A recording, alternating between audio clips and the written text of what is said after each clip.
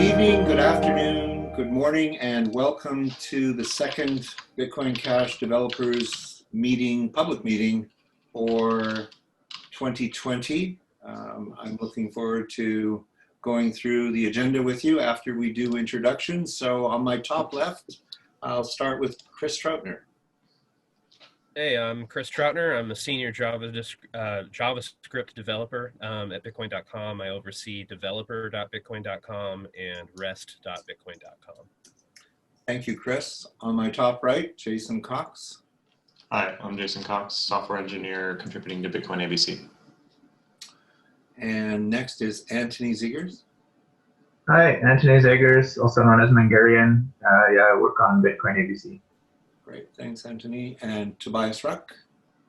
Hi, I'm Tobias Ruck. I'm the CEO of be.cash and now probably a Bitcoin ABC developer. Okay, welcome. Next is Matias Garcia. Hello everyone, I'm Matias Garcia from BitPay. I work on the wallet and the open source stack. Great, thank you, Matias. Amaury Séchet. Yeah, I'm Amaury Séchet. I'm a lead developer of Bitcoin ABC. Thank you, Amaury. And Josh Green. Hi, I'm Josh Green, lead developer of Bitcoin Verde. Great, thank you. And just to let you know, everybody's volume is perfect, so don't go changing on me. The next thing on our agenda is we're going to talk about discussion of the final upgrade items that have gone in. So who would like to take the chained transaction limit bump from 25 to 60? Somebody been working on that? Dagger has been working on that more specifically. I've also run some tests on my own before that to know what kind of value would be okay. So as people know, when you increase that limit, you increase the potential for various dose vector. So we measured what is the actual impact of different value, and we determined that 50 was not was like a safe measure. And this is something that have been requested a lot by various people. So we decided to bump it to 50, and Dagger Valberg ended up doing that work. So that's going to activate on May 15. It's not strictly a consensus rule, so it's not per se part of the hard fork, but it's very important that this kind of rule are changed by everybody at the same time so that they stay consistent over the whole network, because it ensures that zero-conf transactions are reliable. If those rules differ between different nodes on the network, then the network still works, but you cannot rely on zero-conf anymore because someone can exploit the difference in behavior there to make zero-conf double spends. So this is why this activates at the same time as the hard fork. Right. Thank you, Amaury, for that detailed explanation. Did anybody have any questions for Amaury? And by the way, it was 25 to 50 was the change. I might have said something else by mistake. Actually, anybody else? Yeah, I wanted to just clarify, because I wasn't aware of this until recently, and I just wanted to clarify to make sure I actually have accurate information. The increasing the number from 25 to whatever, now it's 50, that is like the computation time grows exponentially, right? It's not a linear increase, and that's why we can't just bump the number up to like 1,000. Is that accurate? It's not linear, it's not exponential either, it's quadratic. Right. So it evolved with the square of of the size of the chain transaction. Yeah, so this is why we cannot bump it to the wazoo and expect everything to go fine. If we want to do that, we need to do much more extensive change in the whole everything is processed. Cool. Yeah. Good. Just one question. Is there, like you said, there was a measurements done? Is the data publicly available? And maybe we could put that into like the show notes later. The data is not publicly available at that time. This is like a benchmark that we run on our side. We shared it with bitcoin.com, who asked us to do the benchmark. We can talk with them if they want to publish the data or not. But like in any case, it's not very complicated data to acquire It's a bit time consuming, you know, because you need to run the test with a bunch of value, and you need to make, you know, everything pretty big so that you measure time that are significant, right? If you do only operation that last a few milliseconds, then the only thing you're measuring is the noise. So you need like to create like big fat block with big fat mempool with a lot of chain transaction.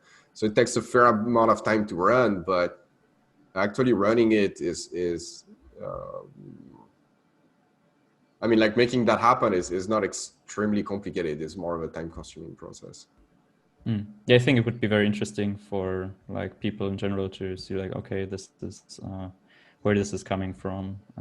So if it's not a big deal, then I think it would be a good idea to release the data. We'll move on to the next item. Who is going to speak on SigChecks? I guess I can talk about it since Mark's not here. Or anyone, unless anyone else really wants to. But yeah, just to give the background, like basically in the script language, like every time you spend an output, it runs a little script to make sure, you know, that it's spendable. And basically there's some of the instructions, the instructions that check signatures take like many times more computation to run. So like check sig and so on, the things that do the cryptographic signature checks. So there's always been a limit in there to try to make sure that, you know, that there's not too many of those in there, because they're the ones that are resource intensive. So that was called SigOps in the old way. The problem was it didn't really count them accurately. So Mark Lunderberg basically created a new system that actually counts the signature operations that are actually executed when you run the scripts in a block, and then just puts a limit on that. And there's a bunch of details. There's a limit. I guess yeah, that's the basic gist of it. I don't know how much detail I should go into. Let's see if there's any questions, Antony. That'll answer your question. Sure. Any questions about SigChecks? Any questions from the audience will be welcome as well. I think we have both a block limit, and then also don't we have like an individual limit too for each transaction? Do you like what happened with that? Yeah, so there are actually 3 limits. Two of them are consensus and one is standard. So in terms of consensus limit, we have a limit per block. That contrary, like the current limit works with a step function, depending on the size of the block, and it creates very nasty problems to create a block template in a way that makes sense.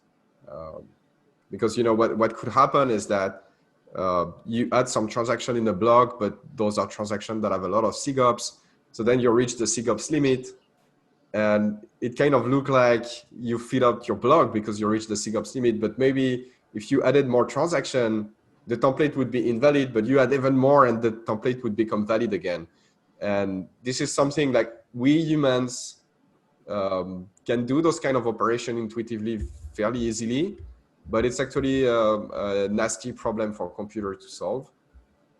And so it's not impossible, obviously, because, you know, the node does it today, but it's a nasty problem. And you can imagine that someone would send, actually it happened in the past, like someone can send very SigOps intensive transaction in the mempool and cause some trouble to the block template construction. So there are possible, not very strong attack, but like, you know, more like annoyance kind of attacks. So changing the limit to be per block and that scales with the block size is, you know, the first things that change. There is a limit per transaction, and the reason there is a limit per transaction is that the transaction is kind of like the atomic unit of verification that you're going to accept or reject, right? So you don't want someone to do a transaction with, you know, like 100,000 signature operation, and then the last one is wrong, and you would force someone to you know, like verify bazillions of signature, and all that work need to be thrown away, right? So because the transaction is like the atomic unit of I accept, it as a whole or not, then there is a limit per transaction. And then there is a limit on density per input that is just standard. Yeah, so depending on like for each input, there is a limit depending on the size of the input. And the reason is like that's the easiest to check, and that's something we can make pretty tight, and it's gonna catch, like the vast majority of the bad case actually are gonna be catched by that. And it's an easy check to perform, and so it makes sense to do it as a standard rule, as a first barrier to entry. Thanks. That seems reasonable. I appreciate that. Thanks, Amaury. Do we have any other questions or comments about SigChecks? Hearing none, we'll move on to the most exciting op code ever, op reverse bytes. Sorry, who's going to take this one? So yeah, I implemented op reverse bytes, and the functionality is pretty simple. It reverses bytes. Yeah. Cool. And I don't know, it'll activate, it's implemented. Yeah, I don't know what to tell you about that. It's much simpler. Does anybody want additional explanation of op reverse bytes? Just to clarify, I think the most immediate use of this opcode is for working with script and SLP tokens, right? That it's useful for switching the endianness. Is that correct? Yeah, exactly. It was proposed by me, I think half a year ago or a year ago, something between. Because whenever you do SLP math, like adding, subtracting, then you need to switch between endianness, between little and big endian. And there is a way to do that, but it's very inefficient. And since the opcode seems to be generally useful for switching not just between number endianness, but also between like hash encoding endianness, because there doesn't seem to be a consensus on that as well. I think that it's generally, and it seemed that other developers agreed that it's a generally good idea. Yeah, and yeah, it was a good to get me into developing for Bitcoin ABC a bit. So it's always good. Okay, you broke up just a little bit, Tobias, but I think we caught the gist of what you were saying, so thank you. Oh, did it cut out? Just a little tiny bit, probably not significant amount. I think everybody got the message. Yeah, I was. Was it at the end or the beginning? The end, just very small. Okay, the end. It was more like rambling. Yeah. Yes. But it's great to see more functionality in the in script, so that's great. Yeah, that's great. Is there a size limit to the reverse, or is it just the normal stack size?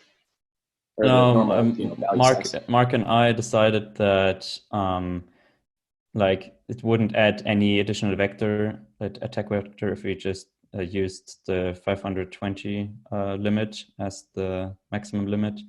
So we thought, okay, it's just like there would be no reason to add a limit to that, so we didn't.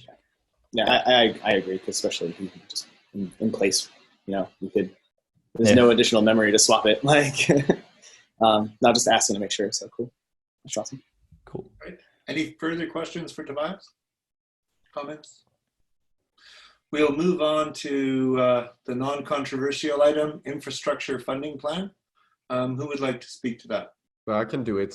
So this came out from a repeated request that we got from the Chinese community that has been going on for like more than 2 years now, that they want to have the infrastructure of the project fund out of the protocol. This is not a very controversial idea in China. This is obviously a very controversial idea in the West, as we've seen. So we've talked to those miners. We came up with a plan that we implemented. Now it's in the end of miner to activate it or not. Where they stand right now is that, as people have seen, they are not voting for it. And the reason is that because it's controversial in the West, like those people have been long-time supporter of BCH. People need to understand that to begin with, those are the people that funded most of the infra work already. So it's not like they try to cheat everybody out of something. If anything, they have been the one paying for most of it. But yeah, so they obviously don't want to damage BCH. People need to understand that. So right now they see that there is contention, so they want to essentially move into like a wait and see mode. They expect us as a community to come up with alternatives if we are not happy with what they are putting on the table, and so this is where it's at. So I think we should work on that, and if we work on that, I think we can make everybody happy. Any questions from anyone on the panel? I know we've got a question on from the audience, but I'll start with the panel. Anybody have any comments or questions to Amaury? I was wondering if you could expand on the whitelist, like how in the future people might be able to add a project or remove a project, and how that functionally will work. Well, it's not a, so first, it's not a given that it's going to activate at all. If we can find alternative, then they are willing to, not go through with that if the community prefers some alternative and that alternative works. So considering there is contention in the West, this seems to be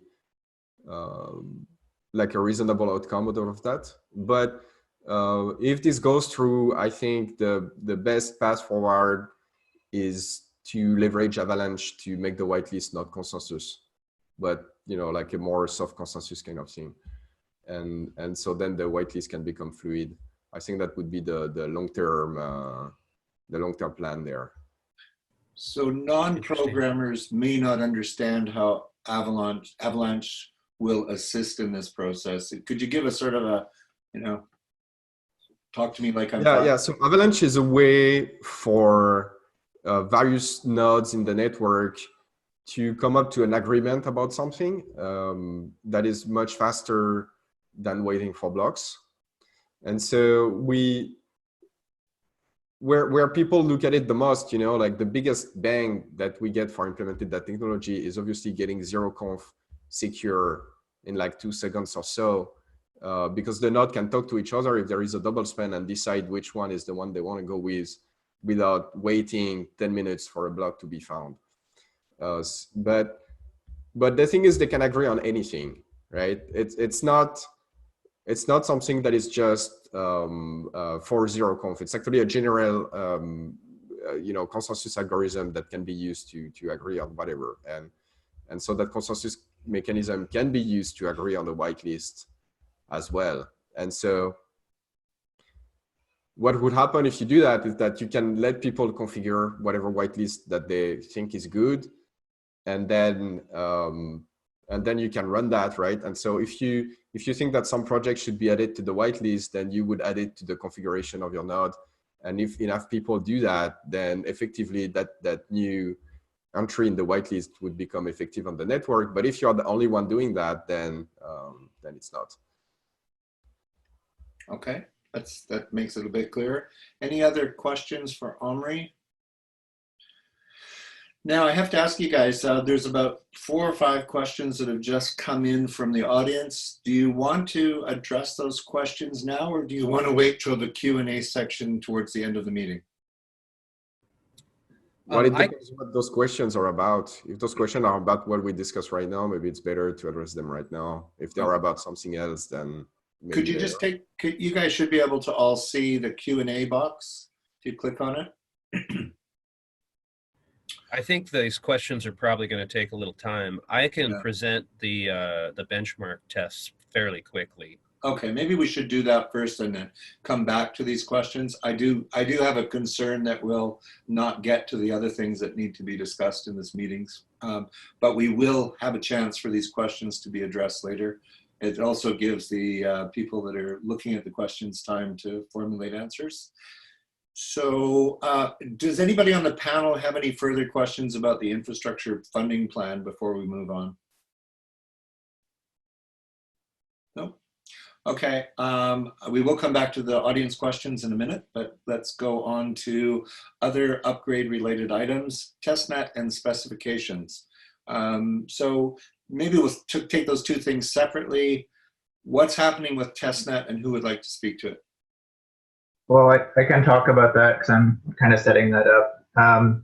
Yeah, like we have some testnet stuff set up right now. I'm just in the process of basically organizing it. So in the testing work group, I'll publish information about it probably just later today. So yeah, that's just something where we can do activations of the upgrade and test it out. And that's something actually maybe Tobias, I should probably talk to you about that. Like we'll want to test out some reverse bytes. Like if you could make some transactions with reverse byte opcodes in them, we can try broadcasting them before and after and stuff like that. Maybe I'll post the link in here to the testnet work group just in case so people can join. I haven't actually put any information up about it yet, but probably within 12 hours I'll be able to do that. And yeah, that would be great because the link here. I think generally the way should be that before we add rules to the consensus, that we have some time for like everyone to try out the new stuff on some network where it doesn't matter. Yeah. I'm not sure if it like should be more of a nightly chain where like all updates are activated immediately, and if there's a big mistake, we have to reorg. But so is there like any other what are the rules for adding stuff to the testnet? Is it just like, okay, what we decided on for the next hard fork, or is it also for trying things out that would likely not make it into the next hard fork? I mean, right now the plan is just to run like the latest node release, and you can pass in the parameter to activate the upgrade sooner, to set the activation time sooner, and then activate it and like test it out essentially. Yeah, I mean, doing what you said is probably a good idea. Also, we were kind of a bit behind this time compared to usual because of all the contention. So we had to set up a different testnet. But I think ideally, if someone could get their hands dirty and write some tooling that would allow us to, spin up a bunch of testnet nodes, have them all activate together, and run some tests, that would actually be really helpful. So just to clarify, this is a separate testnet? There's going to be a new testnet? Well, you end up forking. So there's the testnet with just all the defaults. People join and leave this testnet on a regular basis. But for upgrades, it's nice to coordinate a little bit just so everyone's kind of on the same page and they can see what everyone else is testing on the same chain or chain tip. Cool. Yeah, Antony. Oh, go ahead. Yeah, so this is a process we've done for every single upgrade. So what we do is like we have the testnet, and then there is like a series of timestamp that are going to be published, typically one every few days. And at that timestamp, the testnet is going to, or at least like, the node that want to participate in that activation are going to activate the new rules. And then various experiments are done to make sure that everything worked as expected. And then this new branch of the testnet is eventually abandoned after a few days, and another activation is triggered, and so on and so forth. So it gives people repeated opportunity to test the activation on the network, and every time it gives also a few days to test that everything works well with the new rules and run whatever experiment they want. So we're gonna have like plenty of activation, because typically statistically where the most problem happens, where the most bug are discovered in various software is the activation, right? Because it's where you can have like an off by one error that trigger the activation one block later or one block sooner, or like all this kind of issues. And so repeating the activation many times is a way to make sure that everything got, everybody got everything correct.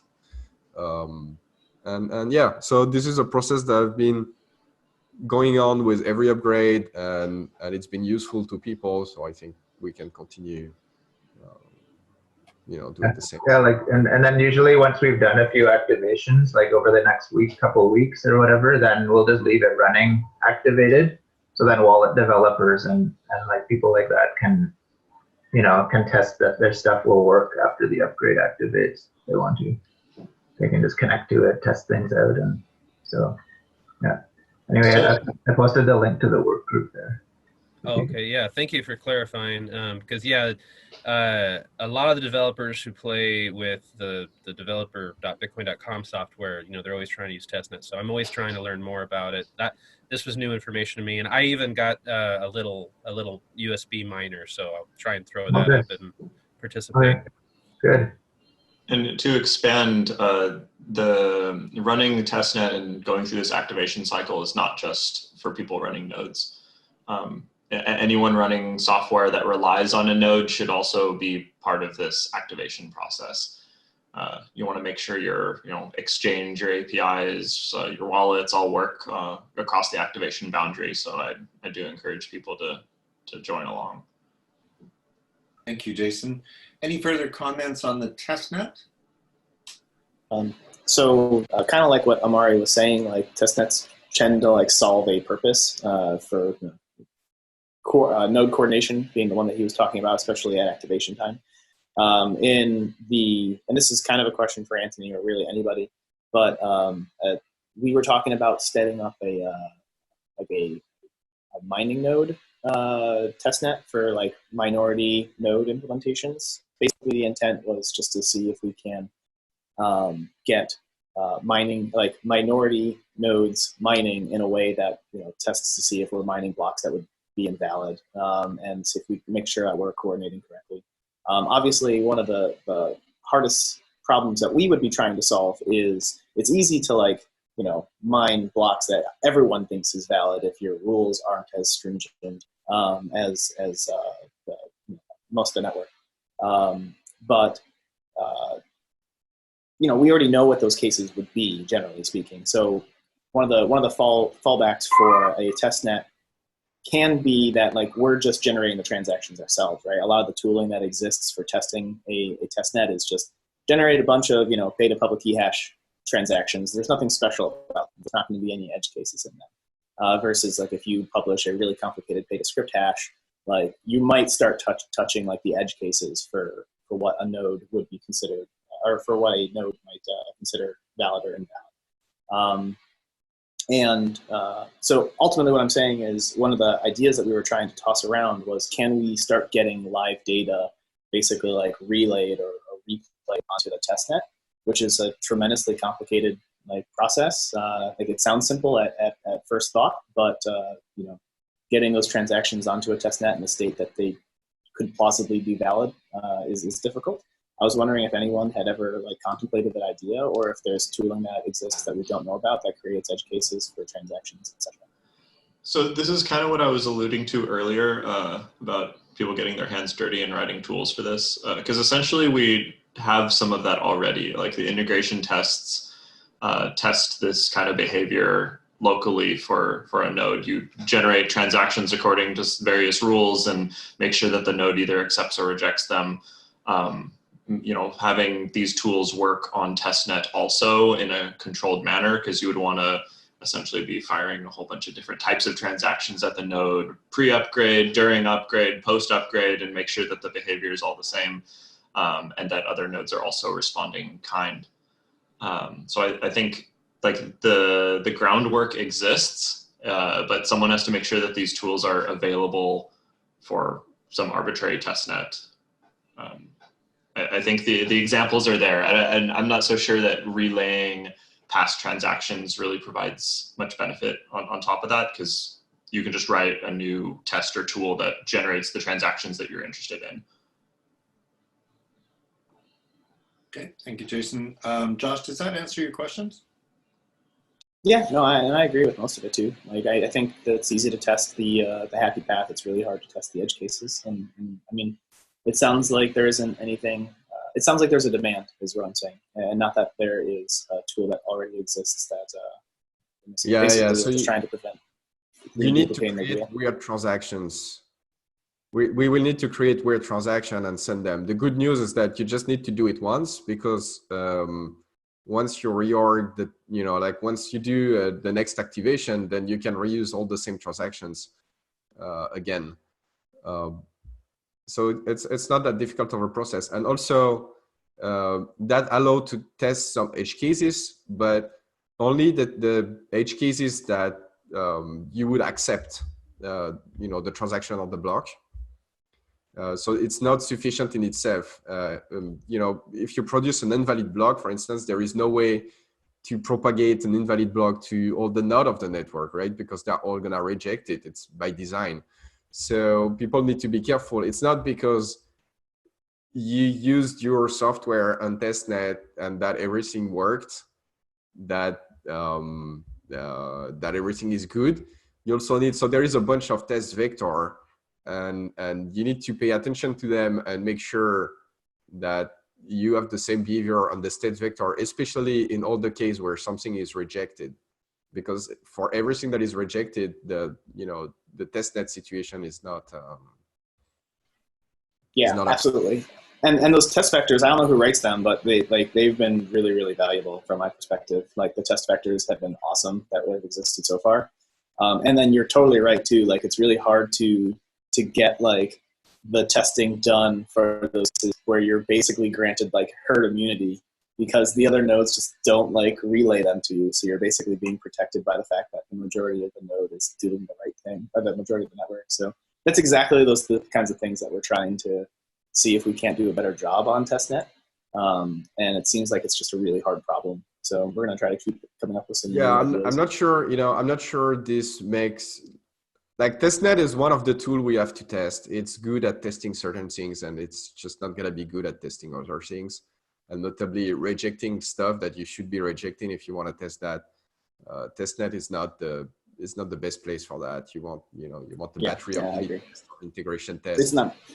It's not a silver bullet. Testnet is not going to help you there, but it helps to check that your activation code is correct and that you accept what you should be accepting. So it's a useful tool, but like every tool, it's good at certain things. It's not good at other things. If you want to make sure that your software is solid, you need to use like the whole battery of different tools that are available.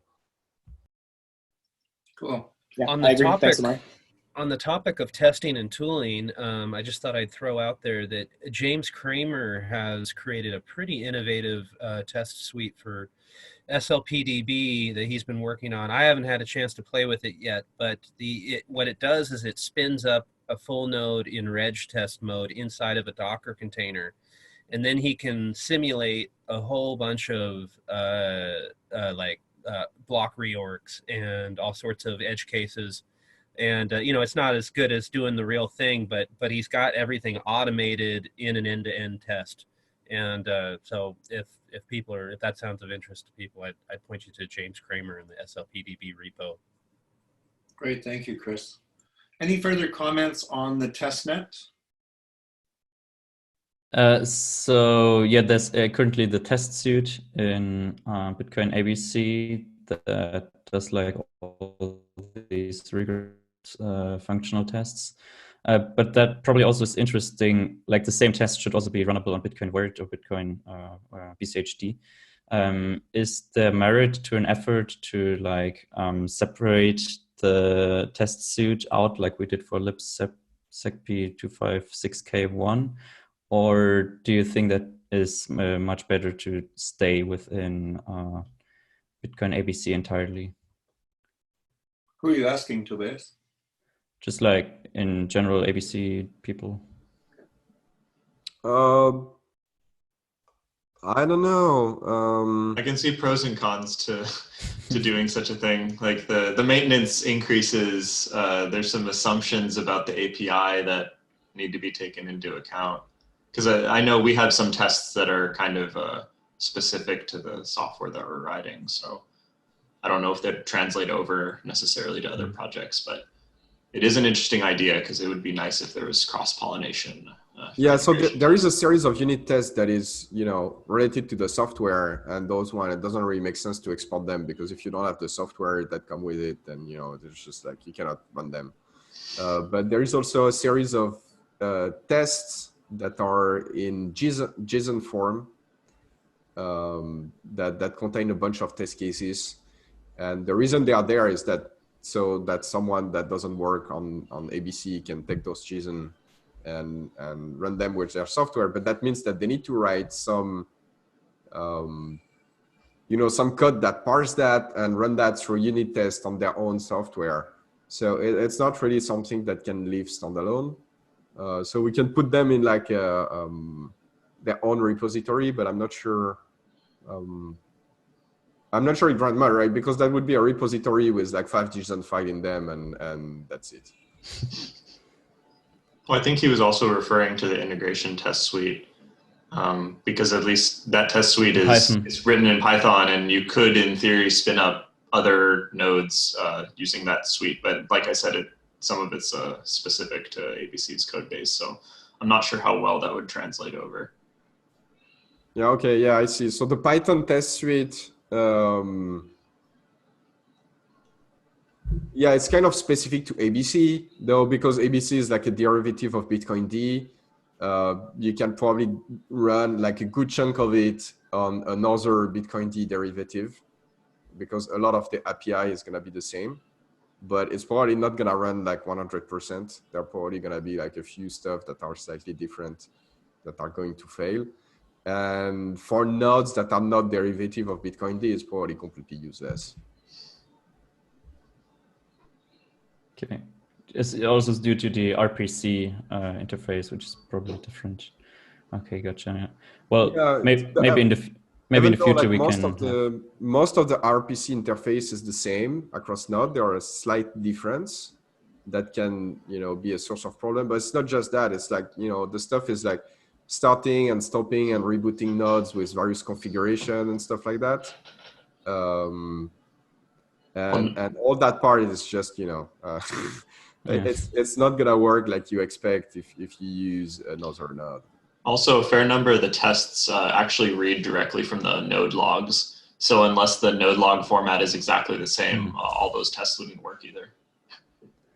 Okay, yeah. And it's like I imported the test vectors that you guys were talking about earlier, and a lot of them are like very dependent upon feature flags, like necessarily because you're trying to test like false positives and things. And like I would say 99% of my effort was not like writing the parser or throwing them against my node software. It was literally figuring out if a test failed for the right reasons. And because there are a lot of times where it's just like, yes, this is an invalid transaction, and it wants it to be considered valid because we don't have this feature flag enabled, which is never practical in like production. Which I mean, like, is a great test, but it's like super dependent upon the implementation, and that also like just writing tests in general is just ugly code. Like it's just you have to like hack stuff together all day long. It's just the nature of it. So I think what ABC is doing is great in publishing what they're using, and I know that I've been trying to piggyback off that for Bitcoin Verde. So I definitely appreciate it, and I hope it keeps going. But yeah, I don't think there's like a magic bullet that we can just spin up like a super cool tool that gets everybody on the same page. I wish there was, and maybe someone smarter than I can make it. Thanks, Josh. I think we should segue immediately into specifications, if that's okay with you guys. We are going to run short of time, and I do want the audience to get a chance to ask some of these questions. So the next item is specifications. If you could do that, then we'll move on to Chris Troutner's stuff.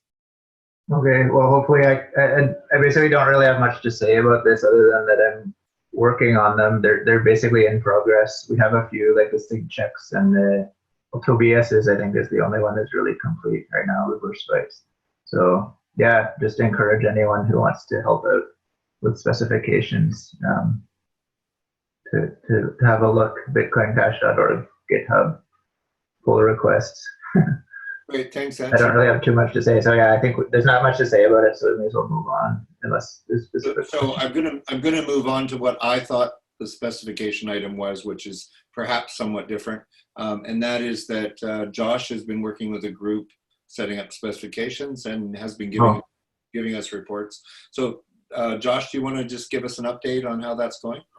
I was with Antony. I had no idea that you were talking to me. Okay, so yeah, the specification is like basically the reason why Software Verde and some other people work on it is because BU was gracious enough to basically fund us to work on it. So we took Software Verde and the people that are knowledgeable about Bitcoin Cash, and we wrote that spec. BU is currently going through another round of voting to do a round 2 of that funding. I don't know like what their stance is, but in general, like we're hoping that that goes through. And we've also been talking with other sponsors to get some additional funding for that. Basically, it's the same mechanism that Bitcoin Verde proposed for funding our internal features. Basically, we have our own roadmap, and if people want to donate to the specific feature that we're trying to get done, it'll push up like where that fits in our priority queue. So the specification is just the same for that from our perspective. Now, we're not the only ones that can work on the specification, right? So we're trying to get other people to start maintaining it and contribute. That's why we have Bitcoin protocol.cash. So if you're a developer and you want to make modifications to what that displays, it's very Wikipedia-like, but it's backed by Git. So you create an account, you're then prompted with like an edit button and stuff like that, just like you would in Wikipedia, and you can like make live updates to anything that you see on the page, including creating new pages, and it's all written in Markdown, and then it's saved to Git and then pushed to everybody when you want to make it published. So if you are interested in making like small changes, like I think I saw a post on Reddit from Amaury at some point that had some really cool content. I don't remember what it was or what it was about, but it was just like, it'd be really nice if there was no friction involved for Amaury to just go to the spec and say, I know that this is either wrong or could be improved, type it in real quick and then hit save, and then it's a part of the actual specification. Because it's more like a documentation than it is a specification, because it's not authoritative. So anyway, create an account if you want, message me on Telegram, and then all we do is just, turn it from a disabled account to an enabled account. It's disabled by default just to prevent like trolls, honestly, to be blunt about it. So just ask for us to enable it, and you can start make modifications. Additionally, you can modify it directly on GitHub. We don't have control over that. So. Great, thanks for that update, Josh. Anybody have any questions for Josh about the specification program? No? Okay, I know Chris is in a little bit of a timeline. So Chris, we'll jump back to item number 2 on the agenda, which was the cache stack benchmark tests. Yeah, I just wanted to give an update on these benchmark tests I've been working on. So the high level overview is the approach that I take is that I view the software as like a full stack. So you'd have a phone application, a smartphone application on top, and then the full node at the bottom, and then there'd be a stack of software in between. And so the idea behind these benchmark tests is using those higher level software to stress the full nodes and the indexers, which would be at the bottom of the stack. And so the test results that I've produced so far are not very impressive, but the main takeaway at this point is that the tests themselves are more mature and more developed and have actually, they're less theoretical and more pragmatic at this point. And so I'm encouraging people to check them out, give me feedback if anybody sees anything wrong with them. I also encourage other full node and indexer implementations to run these tests against them, so that the idea is to create an apples to apples comparison between implementations, between indexers, so that we can assess performance. So I've run I haven't quite got to the SLP stuff, so I focus mostly on full nodes and other indexers. And so I've run it against ABC, and I've only managed to produce 2 transactions per second, which did not stress the full node. Like, I couldn't tell the difference between the full node running at idle and running at 2 transactions per second. And so my next step there on the full node tests is to increase the throughput and push the full node a little harder. And then on the indexer test, there is, I've tested Blockbook. I've tested OpenBazaar's API, which is a fork of Blockbook. It has a little more like horsepower. And then I've also tested it against Bitcoin.com's Ninsight indexer, which is their private sort of fork of Insight.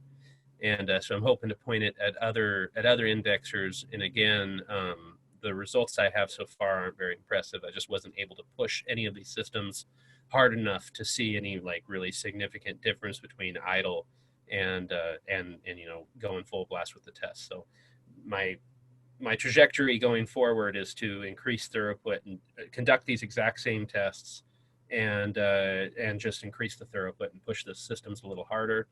And if anybody who's interested and want to dig into them, I have like a YouTube video. Every time I run a test, I did a screen recording and sort of walked through it.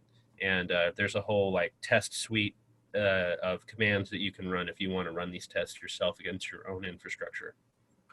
That's great, Chris. And you'll give us some of those links in the channel so we can make sure they go in the show notes as well. Right. Love your videos, by the way. Thanks. Do we have any questions for Chris about the cash stack benchmark tests? I guess I have a request. It'd be really nice to see these run automatically on a daily basis, and then have a nice dashboard so we can see how it changes over time. I think that would be nice. Pretty cool. That would be really nice.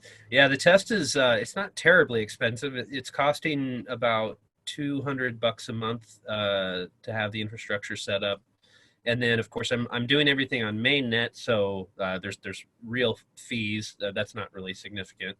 So yeah, I don't know if we're going to be able to get to that, but let's take it one step at a time and see where we end up.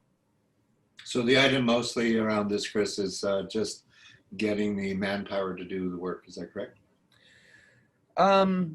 Really, at this stage, I think the most valuable thing that the community could do is just look it over and reach out to me. And if there are any problems with these tests, if I've made a faulty assumption, this is the time to correct it, as opposed to like later when we have a whole bunch of faulty test data, potentially. So you're really looking for peer review on this thing? Right. Okay, excellent. Any other questions for Chris regarding the cash stack benchmark tests? How, like, you're broadcasting transactions, right, via the node? Yeah. Is there I'm doing that through RPC. Is it just like, can you tell me about that a little bit? Yeah. I'm glad you asked. So there's a general approach, and then that approach is broken down into specific tests, which focus on like the full node as opposed to the indexer, or the indexer as opposed to the full node, or the SLP-DB as opposed to the other two. And so the test is a little bit different depending on which piece of item in the stack you're trying to focus on. And so in the case of the full node test, what it does is it creates, you set up a whole bunch of addresses and you send like 2,000 Satoshis to each address. And so like the it might be 300 or it might be 3,000. You can scale this however high you want. But the idea there is that you prep the wallet by sending the transactions, and you let everything be confirmed in a block so that you're only dealing with confirmed transactions. And then when you actually run the test, what you're doing is you're just spending these confirmed transactions as fast as possible, just to see how the full node reacts. And like I said, like I've only taken it up to 2 transactions per second, and what I need to do next is run multiple wallets in parallel, because that was the maximum throughput I was able to get out of one wallet. And so what I need to do is run like 5 or 10 wallets in parallel so that I can push that up to like 10 transactions a second. Gotcha. So like you're basically saying that your benchmark tool is being limited at 2 transactions per second, so we'd have to parallelize it out. Exactly. So we've done something similar. I think I sent you a PM in Telegram. Let's definitely talk more, because we've done similar stuff and I'm interested in it. So great. That's awesome. looking forward to the results of that collaboration. Any other questions or comments for Chris? Because I know that some people have to leave soon. Hearing none, I'll move on to what I believe will be asking panelists, people on the panel right now, if you have any other topics that you might like to raise before we answer the questions, or before you're given a chance to answer questions from the audience. Matias. Yeah, so actually I would like to know more about the reason of adding the infrastructure and funding plan into the just released client. There seems to be a lot of controversial there, and the risk of having a fork, just putting everyone on the verge of having a fork, it seems to be very risky. So I want to understand better why you guys decided to add that to the just released client. Who would like to take this? Yeah, I can take it. Well, this is a strong request from China. I think this is good to have the option in there. It doesn't mean that it has to activate. This is gated by an activation mechanism, right? So it give us the opportunity to find something that maybe the community will like better. But on the other end, if if there is no other option, then that option is available. I don't think having option available is a bad thing per se. It's just like the more option available you are, the better you are in general. It doesn't mean that it doesn't mean that this must be the way it happens. It's just an option that is available. Does that answer your question, Matias? Yes, I see the reasoning of giving the option.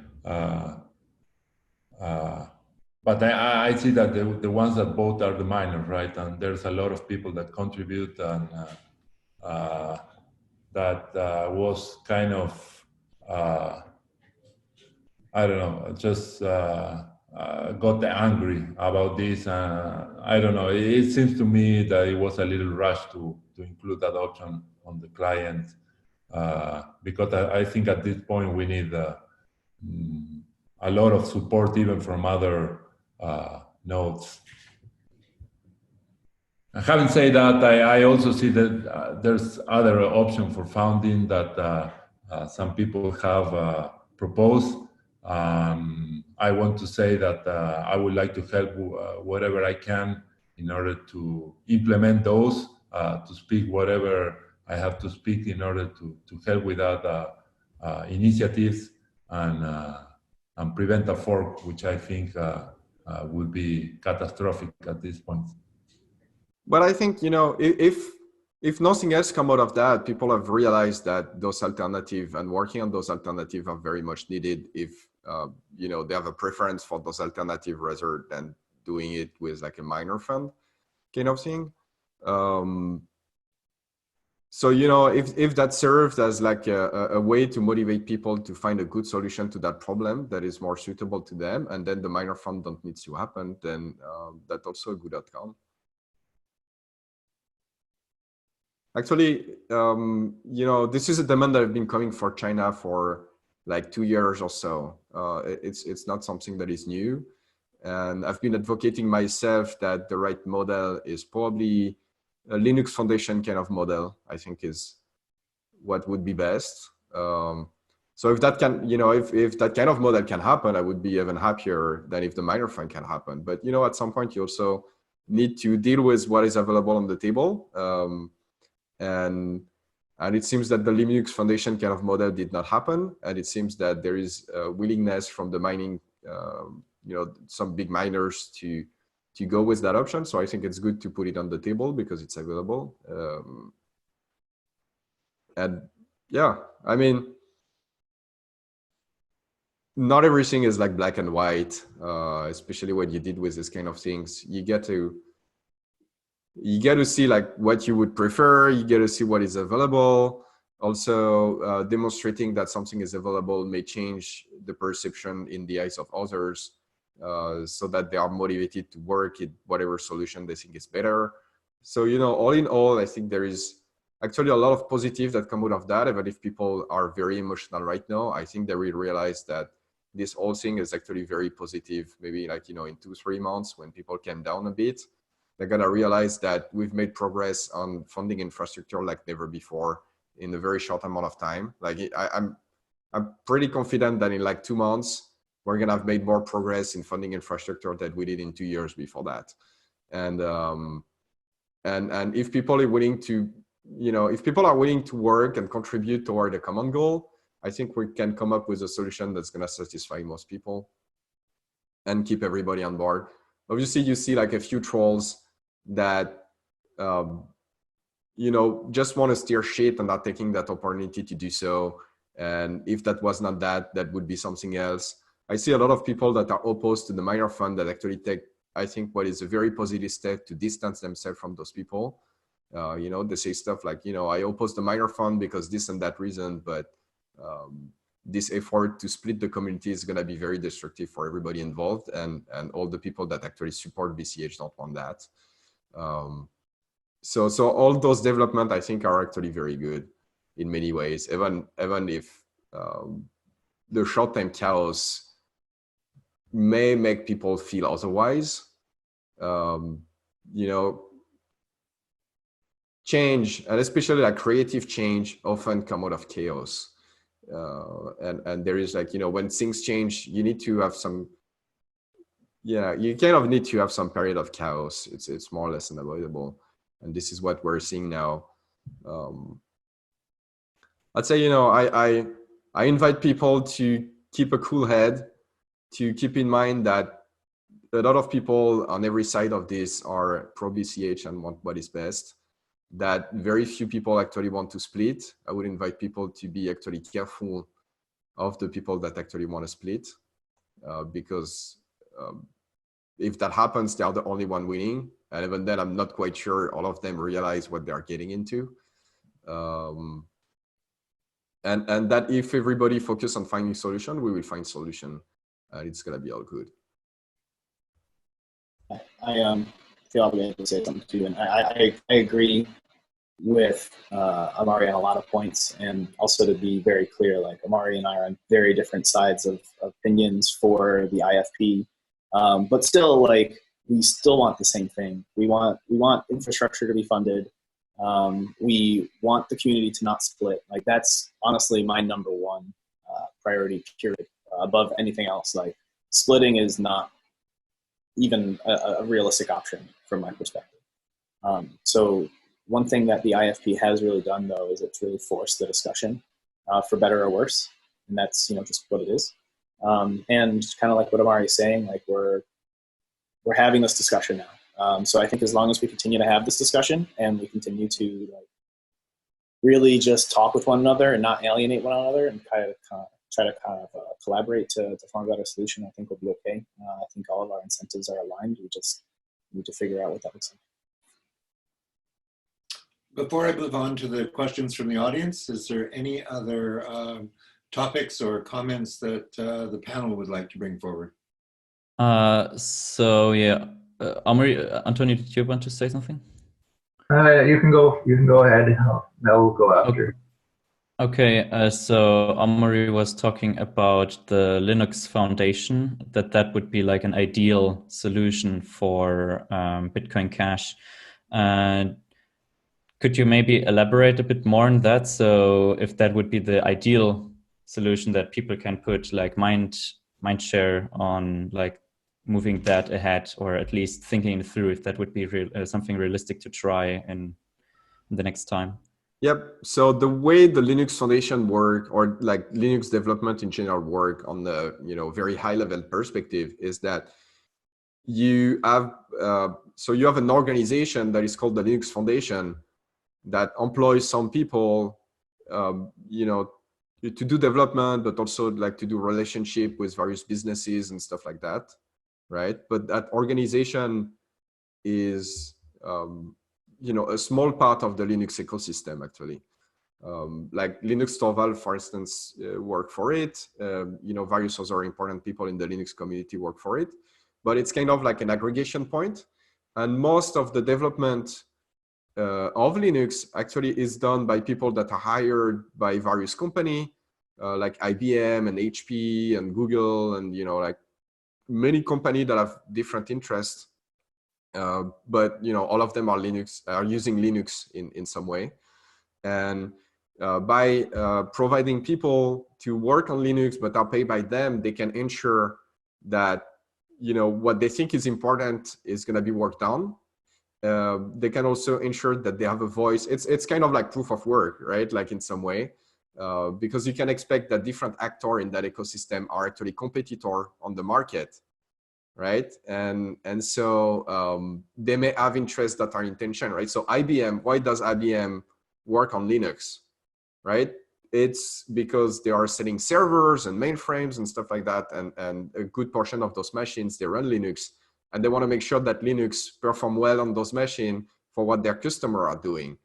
But Google also work on the Linux kernel, and one of the reasons they do so, obviously they have a bunch of servers, but another reason they do so is because they have Android that powers many phones and that run the Linux kernel, right? So those people, they care about Linux running well on mobile.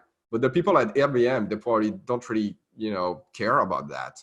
And so when there is an engineering trade-off that needs to be done, you're like, do we roll out that stuff that makes everything work better for databases or whatever IBM cares about, but makes things worse on mobile? Do we integrate that? Well, because you have those different parties collaborating to the project, then you can have a discussion and a good trade-off is found, or a solution that doesn't impact other use case as bad can be found, right? So those different companies, they can have their interests valued. I think there was a very good example of that happening actually with like about a year ago, I think, there was this Meltdown and Spectre vulnerability found in Intel CPUs.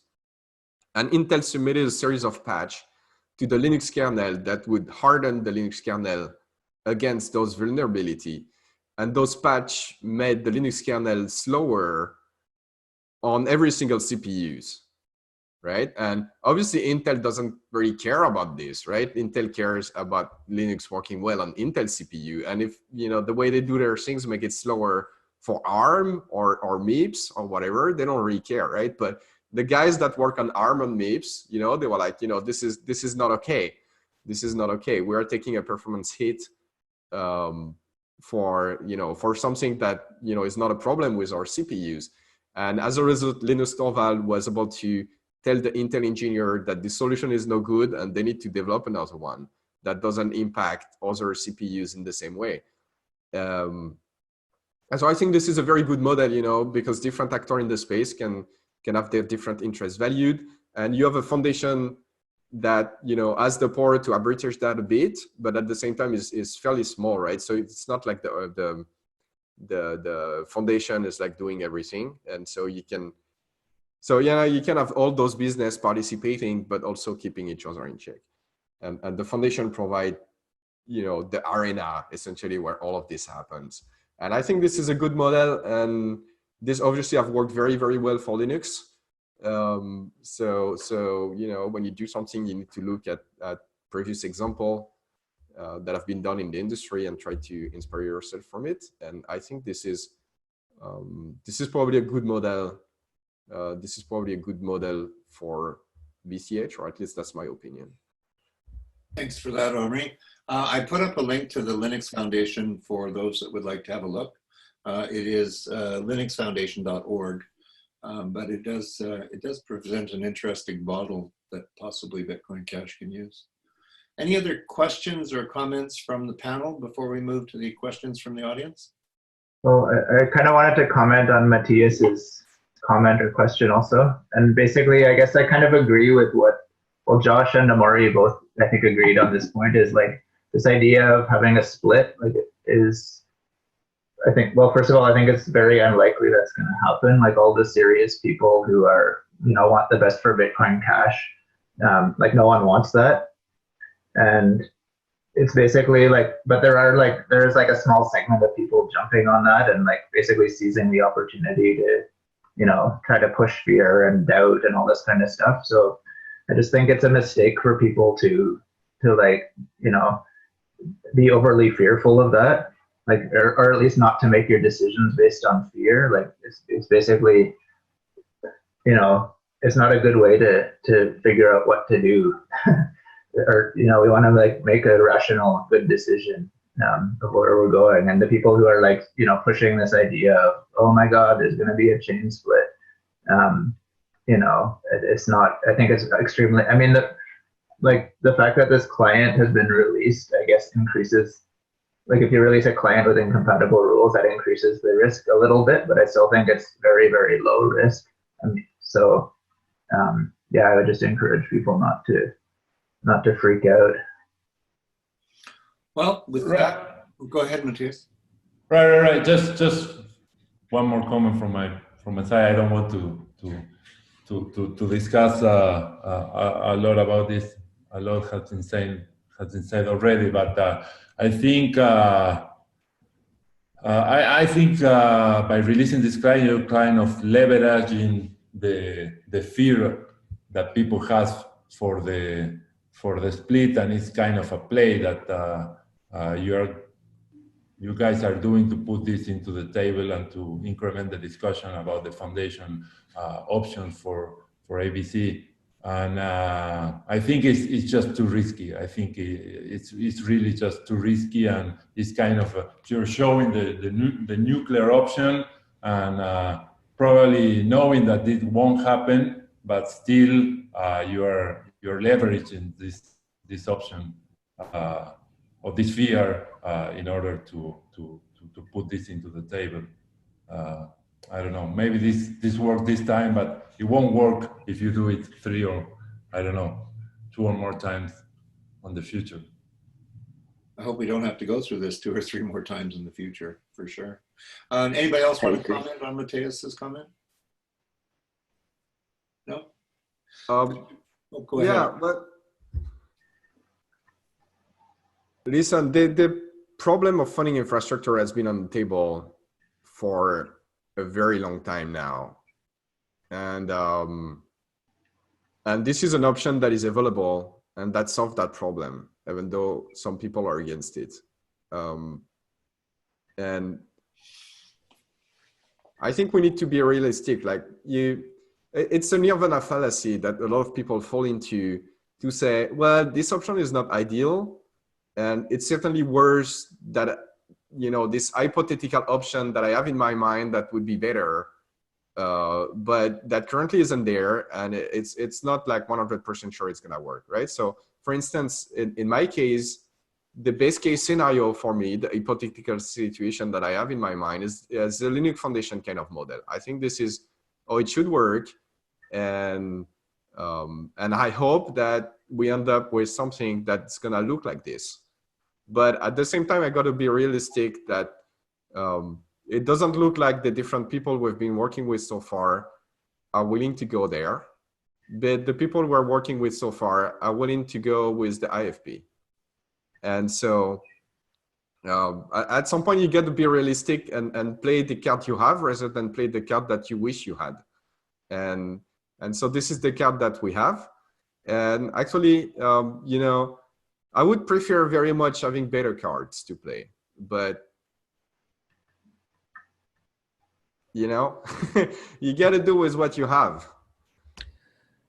There's an aspect here that I haven't seen anybody talk about yet, and maybe I'm seeing this because I was part of the very, very early Bitcoin community, like well before anybody considered Bitcoin money, and so there was much less skin in the game at that point. But when Bitcoin Cash was forked, it was forked with a roadmap and a timeline, and that's something that original BTC never had.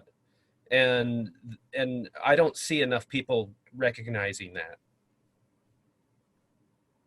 Good point, Chris. So what do you think that people recognizing that would look like? Well, I think that there is a widespread, a lot of people are really questioning whether funding needs, or whether development needs to be funded at all. There's certainly a lot of people who don't think that development needs to be funded at all, and that's what I think is the biggest contrast. Like the early Bitcoin community, development didn't need to be funded because it was a hobby. Nobody took it seriously back then. But Bitcoin Cash, I mean, my understanding, my perspective, which could be flawed, is that Bitcoin Cash was created to be digital cash for the world. It was very serious. There was a lot of money behind it, a lot of businesses behind it. And that's why there was a roadmap and a timeline.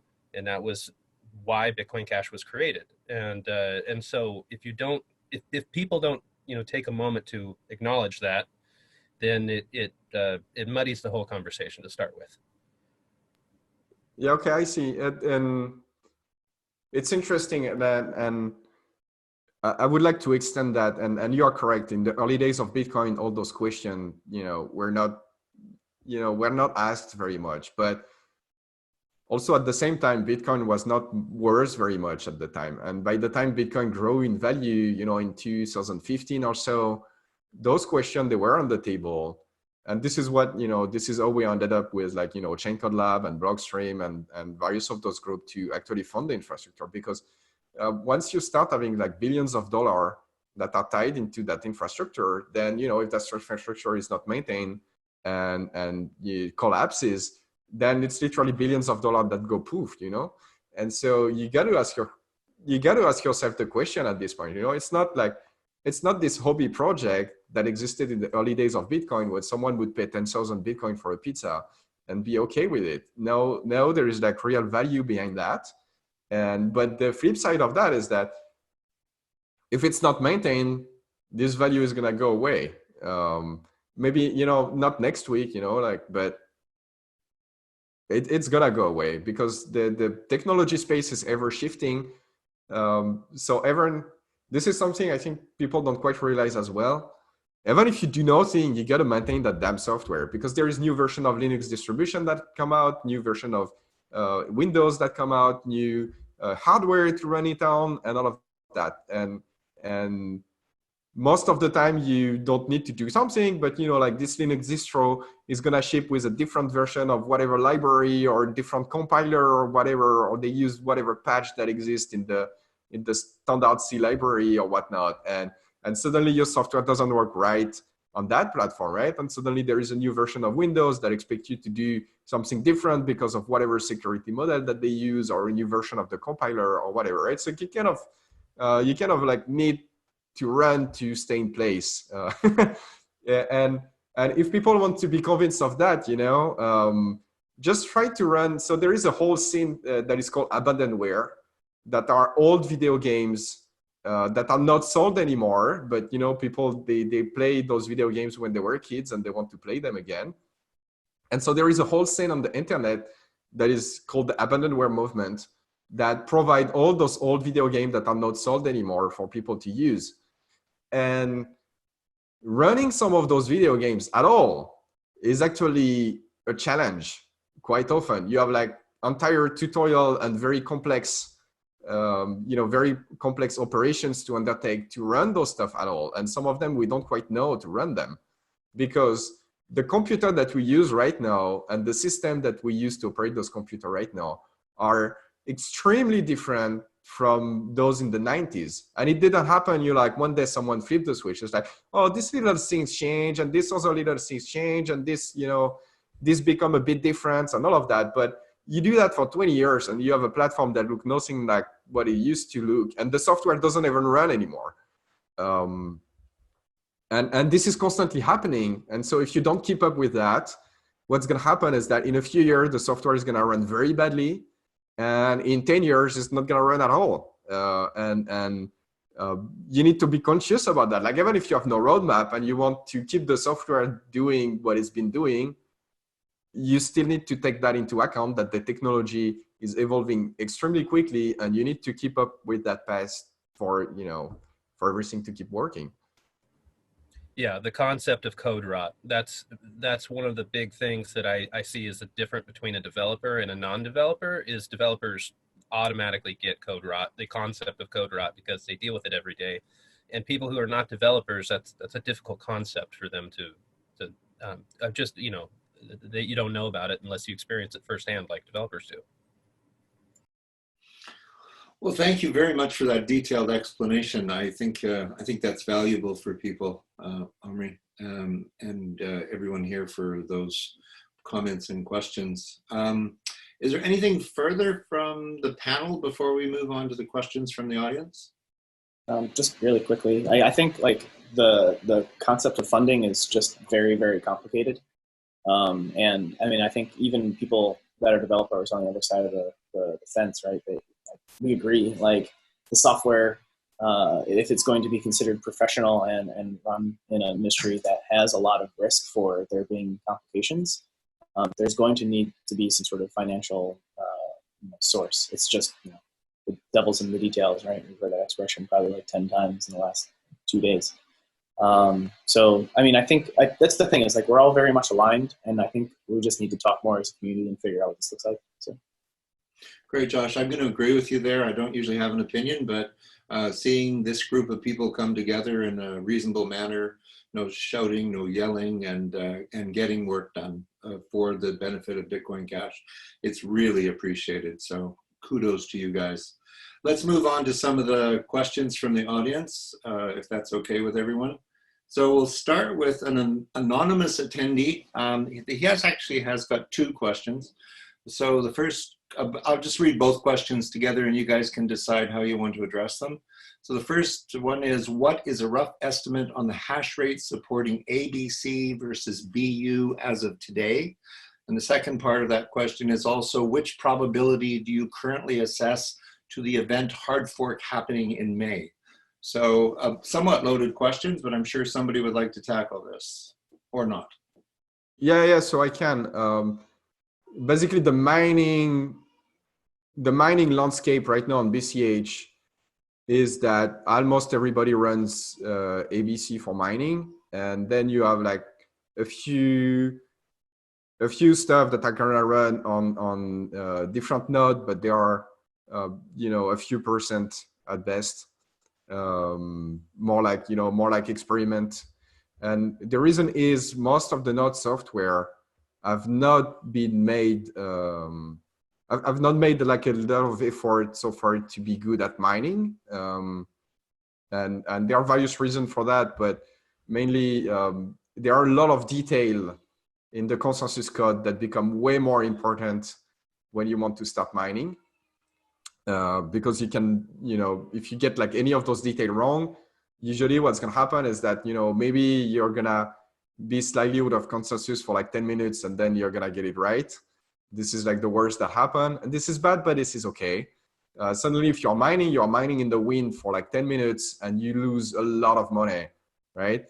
And so that's not we're not talking about the same thing. So there is a part of the code that become like much more high stake when you want to mine, and most implementation have not, put that effort and energy there.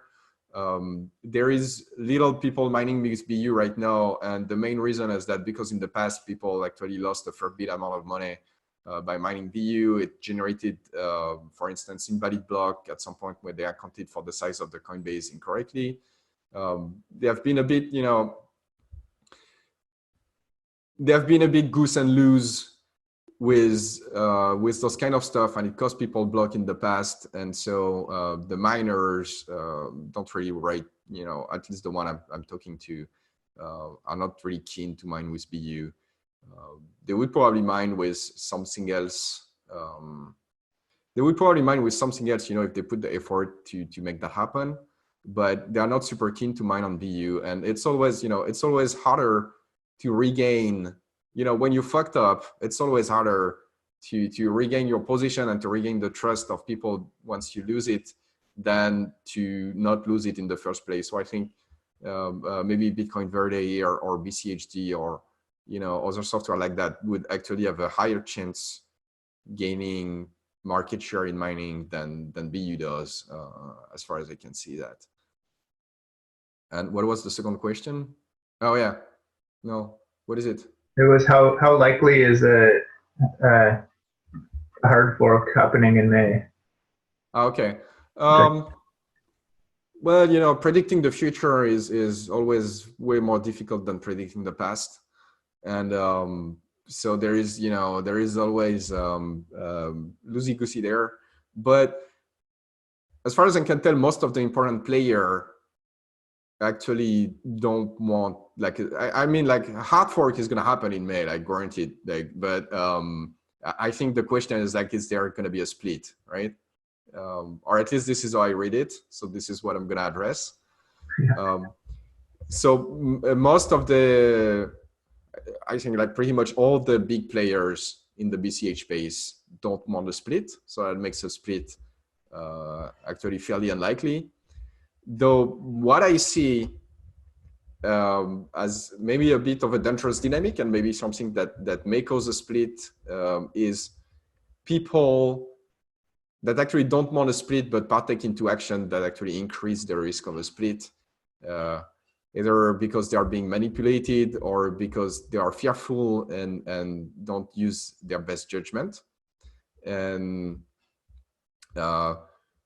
so I think that if a split happen, it's probably due to those kind of action, but I don't see people remaining in that state for like months, right? Like it's extremely highly unlikely. I think people are gonna calm down. They're gonna realize what's going on.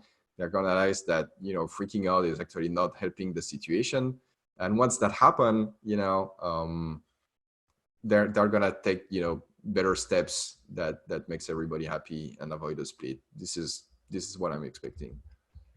Great, thank you, Amaury. I just have to run now, so I'll say goodbye. Bye, everyone. Thanks for being here. So, We'll continue Bye, on with Antony. questions, and Antony, you'll get a chance to see the video afterwards. He's gone. And he's, yeah.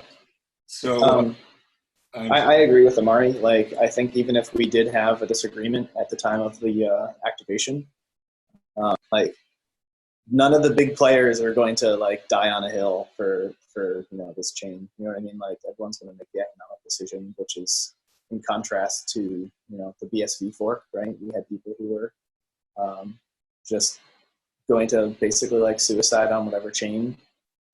So I agree that like no matter what the disagreement is, I think there's going to be a decision made within, you know, I'm guessing like a month after any sort of contention. It should be way sooner than that. But yeah, I mean, I agree. Like there isn't going to be 2 Bitcoin caches at the end of this. Right.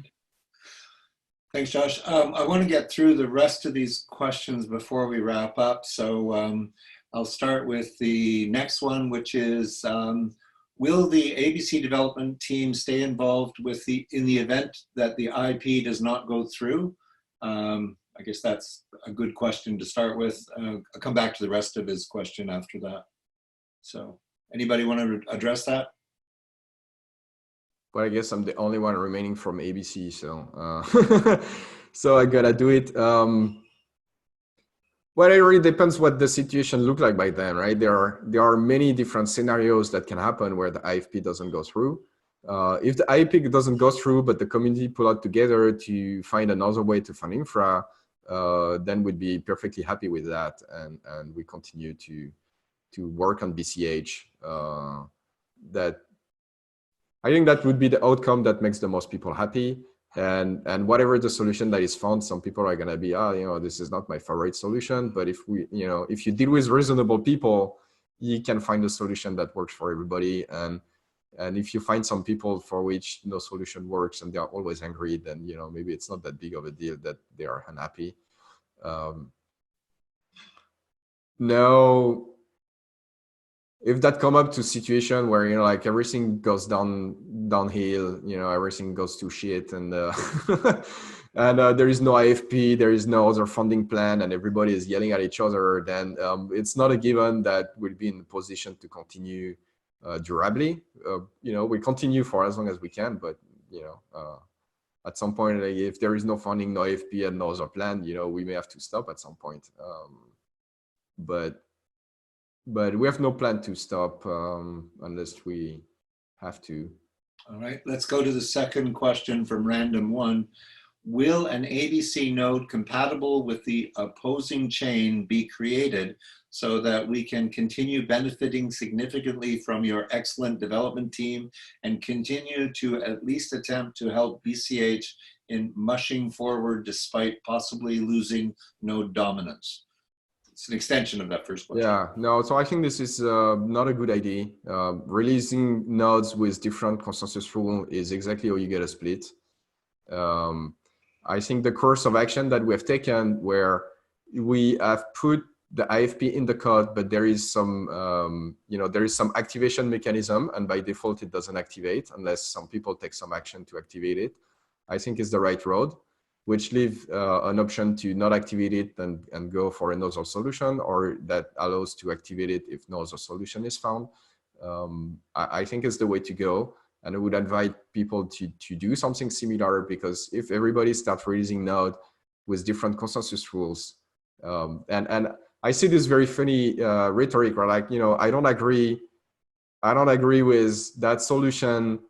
I don't want to split, and therefore I'm gonna release a client that have different consensus rule. Is an extremely illogical position. I suspect some of the people that do that, they do that, because they are freaking out a bit right now.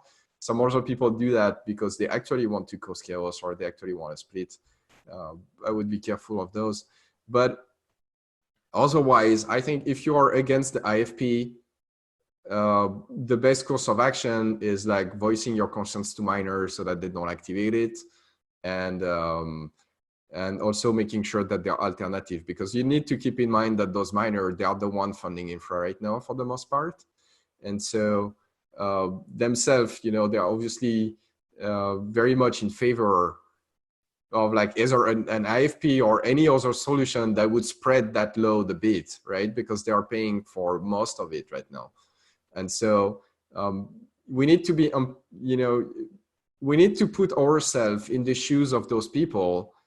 The reason why they support this is also because they have a problem on their side. And if we want to keep everybody together and keep that project going, we need to be able to take into consideration the problem of the different actor in this space. It's not okay to say, well, you have a problem, you put a solution, I don't like your solution, so you fuck off. That's just like, if people want to adopt that attitude, then the split is guaranteed. What we need to consider is that we have those miners that pay for most of the infra.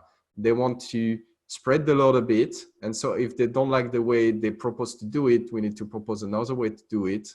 And same wise, we have developers right now that are in the position where they could make more money working on something else, and probably also live a much less dramatic life also doing so. And so this is important that we consider those problems. And maybe the solution is gonna not make everybody 100% happy, but we need to keep in mind that also all those group of people, they don't want to split per se. So if a split happen is because really we push themselves in the position where there are no other options. Everybody involved here has been supporting BCH for a very, very long time. I mean, like, those people have been funding the infra. For instance, I'm talking those Chinese miners for the most part. It's a very clear sign from their part that they are very strong supporter of BCH, or they wouldn't have done that. The Bitcoin ABC developer have been developing, the most used node and did a lot of work to make Bitcoin Cash successful. They wouldn't have done that if they were not strong supporter of BCH. And so if we can keep all of that in mind and address the concern of various people, then, it's going to be all good. And yeah, this is what everybody wants to keep in mind. But if on the other hand, everybody wants to freak out and tell everybody to fuck off, then, it's like, even if there is no split, actually, it's probably not going to do well long term, because I don't see any community that have this kind of mindset being successful on the long run anyway, even if there is no split. I think there's two things that I should probably respond to that. And also, like, I'm not, I'll just say the two parts, and then if you want to have a last word, you're 100% can. The thing that I was concerned with, especially with the alternative client, was that there was miners that were basically saying, well, we give up on BCH and we're going to leave, which then basically reduces BCH hash power, which then makes it not really a fair vote, because they're basically just kind of like, we're afraid and we're going to run away from this chain. So having an implementation that inspires them to not leave, I think helps make that at least an honest perspective on opinions. And then the other part is the other dangerous part. I think it's also why they're miners are afraid, or at least developers in the community might be afraid, is like the voting mechanism is very, very dangerous for and ripe for abuse on a minority hash power chain. And it's just basically asking someone to come in, vote yes, and then just leave. And then be like, cool, good luck, gents. I mean, I know it's way more complicated than that. Like gaming in general, and like the cost benefit analysis and the game theory behind all of that is really complicated. Like it's really, really complicated. And I know that ABC is in a really, really tough spot because they're asked to do things that are kind of incentivized with them, but also just you kind of can't bite the hand that feeds sometimes. And it's just a really complicated situation. And I agree that there is no perfect solution. So I don't think ABC is acting maliciously. I don't think that you're acting maliciously. I think it's just everyone's in a really tough spot and we have different opinions. But hopefully we can figure out what that looks like again. So I'm not gonna last very long, but a few things about your 2 points. The first one is like, if miner oppose this and decide to leave, then essentially they forfeit their voice, which I think is not very consistent with their stated goal, right? If you are a miner and you oppose this, then the best that you can do is mine BCH and vote no, and let your voice be heard. That's the most rational course of action. And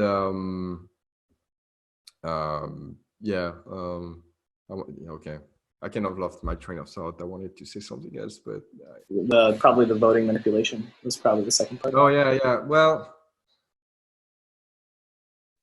the voting manipulation, I think, is not a very it's a concern in general, right? Like if you put like anything on everything to vote, and it's a concern in general. And additionally, for most question, miner actually don't vote on them. There is a stronger demand from some portion of the community for miner to vote on feature than there is from miners themselves, right? Because miner don't really care about feature, they care about the feature that user care about. So they want, actually, miner want the signaling to go the other way around than what most people are proposing. Miner wants the users and the businesses to signal to them what feature do they want, rather than themselves signal what signature do they, not signature, what feature do they want. But in that case, this is a bit different because the economics of it impacts miner directly. And so it makes a lot of sense to give them a voice there. They are, after all, the one that are mining and getting those Coinbases. So anything that touch that, I think it's fair game for miner to have a decision there. I also don't think that people who oppose BCH are gonna take into action, are gonna take action. Like essentially, BCH has not very good infrastructure funding right now. This would be very dumb if you oppose BCH to ensure that BCH has bigger infrastructure funding, because it makes it like a more robust opponent. So the whole stuff doesn't really make sense there. So that leaves us with people that actually are more like BCH supporters, and then it's up to them to make a decision. And because they're BCH supporter, you gotta trust them. I mean, they have been in that space for a long time. They understand how the game is played. They are not gonna do anything stupid. And if you think that in aggregate they're gonna do something stupid, then maybe Bitcoin doesn't have the security model that you want to begin with, right? Because the whole Bitcoin mechanism rely on the fact that you trust miner. You don't trust each single miner individually, but you trust miner as an aggregate group to do mostly the right thing. That's the model of Bitcoin. And if you don't think that is true, then Bitcoin or any Bitcoin derivative is probably not the system that you want to be using. Thanks, Amaury. I'm going to get through the rest of these questions. We have about 20 minutes left if you guys can stick around. I don't like to have these meetings go much more than 2 hours because I have to edit them. So Josh, do you want to comment again? Oh, no. I mean, other than I just hope we keep talking. Like I said, Amaury, I think, can have the last word for sure. And then also just keep in mind that I have to leave in 4 minutes. Okay, we're going to go fairly quick. I believe this question has been answered already, but it's from Christian at Bitcoin Cast. Could someone explain in more detail how the voting and activation will go through? I think that's been pretty well done in detail. Is there anything anybody wants to add to that? So maybe I can, it would help me. I'll try and summarize that. That'd And be then you great. guys correct me if I make a mistake. Yeah. So my understanding is in order for the rule to be, the IFP to be activated, it would require 2/3 of the hash power to essentially vote for it. And if that, so that has to happen first. And then if that happens, if minority miners or after that point, people run a full nodes without that consensus rule, then that would cause the a split. So mostly yes. So you're correct. Like, so there is, you need to have like more than 2/3 of the hash voting for it over like more than 2 weeks, basically like a 2 weeks window. And if that happens, then this is considered activating and it goes into effect on May 15. About the fourth question, this is true if you are a miner, right? If you're a miner and this activates and you don't use a node that you know, support this feature and you decide to not send money to the fund or like to one of the projects that is on the fund, then in that case, you would fork yourself off. However, if you use another node that don't implement that, but decide to send the money anyway, that's just fine. Or if you are not a miner, then you are not gonna verify that the money is be sent to the fund, but otherwise you're gonna verify all the same consensus rules. So if you are not a miner, then you take the risk that if there is a split because some miner do a split, then you're gonna end up on one of the branch, whatever it is longer. But otherwise, if there is no split, you're just gonna be fine. Okay. So it's mostly important for miners. Miners need to be very careful about what they do here because this is what can create a split or not. Thank you, Amaury. Moving on to the next question. This is a multi-part question from Robert Melush. Sorry about the pronunciation. Why was BIP9 introduced with only 66% threshold? I'll do this in parts because the question is multifaceted. So why was 66% threshold determined? By talking with miners. I mean, this is how most things are decided. Like you talk with various parties that are concerned and you find something that suits them. This is, you know, okay. There is a reason why most miners run Bitcoin ABC is because we talk with them and we do what they want. That's the secret of any successful project. You talk to people that use the project and you figure out what they want and you do that. Okay. Secret, be successful in life, follow that one secret weird trick and you'll be successful. Great. Okay. And why does the current ABC client already cast a yes vote for this proposal? This is what BIP9 does by default. BIP9 by default vote yes once the voting window has started for a feature. Now we actually are changing that, so it's going to be different in the next version of ABC. It's not going to vote yes by default for that. But regardless, the mining process changed the version field in so the voting happened in one field in the block header that is called the version field. And people need to be aware that the mining process already touched that field for things like ASIC boost. And so effectively, the mining process doesn't use the raw version field that is used from the node. And so there is an opportunity there for miner to put whatever they want in there. And miner know that because they've been through BIP9 voting many times before with CSV and CLTV and SegWit and various other stuff. So so this is a process that is known to miner. Okay. Do you think this proposal and how it was introduced have hurt communications view of ABC in general, especially after receiving feedback from the community at large and still introducing the BIP9 in release code? I think you've answered this previously, but if you want to go ahead again, that's fine. Yeah, I mean, I don't know. I think people are gonna come to realize that this is this is not the disaster scenario that they are envisioning right now, and they're gonna realize that there are some people that are there to steer shit, and they've done a very good job. So congratulations to them. But most of the community is not that stupid. Most of the people involved are not that stupid either. And so, so I think once the emotion, is flushed out a bit, people are gonna realize that. Okay.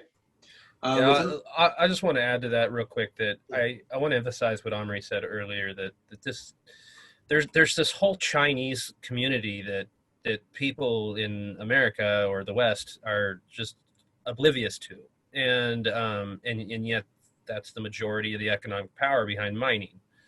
And so anybody who thinks that they're in the majority opposing this, like, just, if you're going to be honest with yourself, you have to acknowledge that.